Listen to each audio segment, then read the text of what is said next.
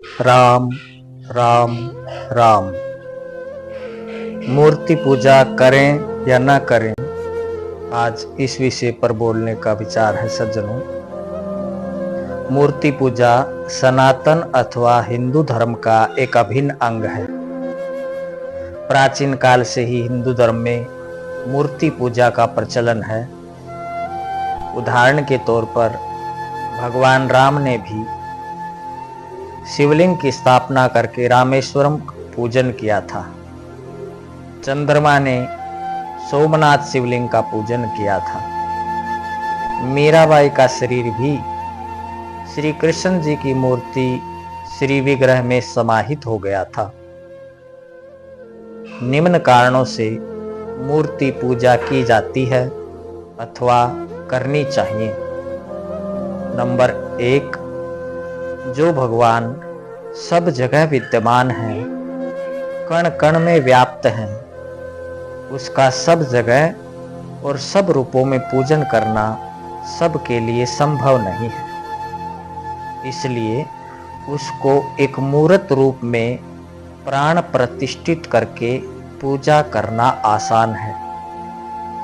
जो भगवान कण कण में व्याप्त है वो मूर्ति में भी व्याप्त है।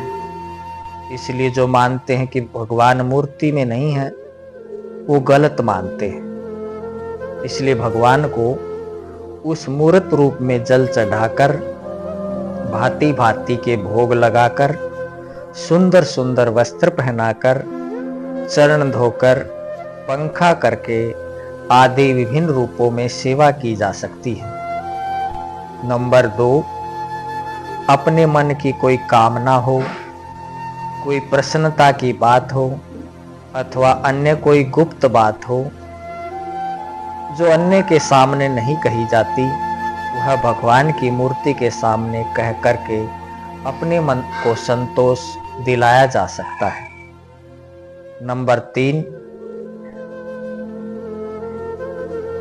दुख की बात हो अथवा भय की बात हो, संकट की घड़ी हो, वह सब बात भी मूर्ति को कहकर यानी भगवान को कहकर मन को शांत किया जा सकता है, मन को बल प्रदान किया जा सकता है। जैसे महाकालेश्वर जो ज्योतिर्लिंग था, उसके सामने भयभीत ब्राह्मणों ने भगवान से पुकार लगाई तो उनकी रक्षा हुई। उन ब्राह्मणों ने ज्योतिर्लिंग को मात्र पत्थर नहीं माना था, वे उसे साक्षात भगवान शिव मानते थे, तभी उनकी रक्षा हुई। क्योंकि भगवान तो सब जगह थे ही, हैं ही, इसलिए वो मूर्ति रूप में भी प्रकट हो जाते हैं। हमारे शास्त्रों में अनेक उदाहरण देखे जा सकते हैं जिनसे ये पता चलता है कि भगवान ने मूर्ति रूप में भी भोग लगाया है, मूर्ति रूप से भी भगवान प्रकट हुए हैं, भक्तों की रक्षा की है, भक्तों का प्रसाद पाया है। नंबर 4, जो अनाथ हैं, जिनका कोई नहीं है, जिनसे संसार रूठ गया है, उनको भी भगवान की मूर्ति से बल मिलता है, संतोष मिलता है, सांत्वना मिलती है। वो अपने मन की बात भगवान की मूर्ति के सामने कह सकते हैं, अपनी बात रख सकते हैं, अपना दुख दर्द उनको बता सकते हैं। सज्जनों, सनातन धर्म की तरह अन्य धर्म भी किसी न किसी रूप में मूर्ति पूजा करते ही हैं, भले ही वे इसे मना करें।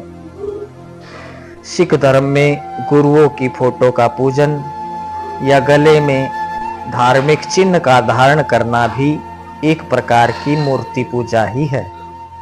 ईसाइयों में क्रॉस का चिन्ह धारण करना भी मूर्ति का ही एक रूप है।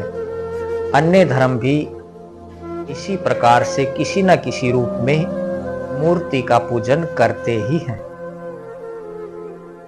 अब इस बात पर विचार करते हैं, अगर आप मूर्ति पूजा नहीं करते तो इसे सही नहीं मानते, तो ये तो सोचो कि जो भगवान सब जगह हैं, क्या वह मूर्ति में नहीं है, इसलिए आपको मूर्ति पूजा नहीं करनी है तो न करें, पर औरों का खंडन न करें।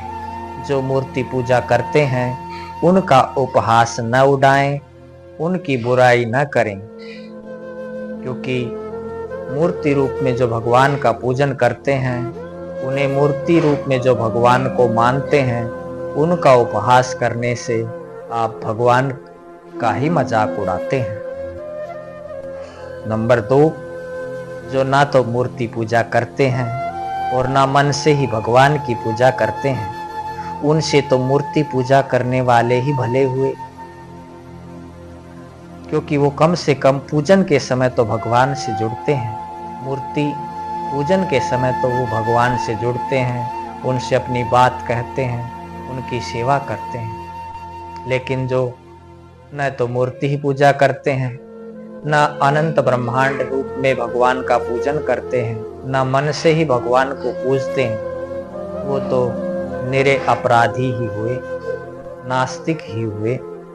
इसलिए मूर्ति पूजा करना हिंदू धर्म का एक अनिवार्य अंग है। मूर्ति पूजा करने वाले सही कार्य करते हैं, और जो नहीं करते वो ना करें, लेकिन दूसरों का खंडन कम से कम ना करें। राम राम राम।